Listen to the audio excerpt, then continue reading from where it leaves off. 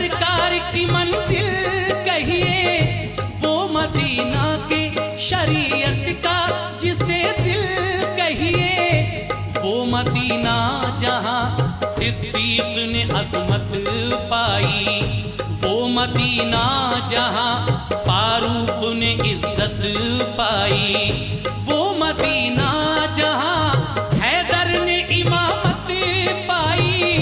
वो मदीना जहां उस्मान ने सखावत पाई, फातिमा और अली का जिसे गुलशन कहिए, वो मदीना जिसे हसनैन का आंगन कहिए। दीन इस्लाम उसी पाक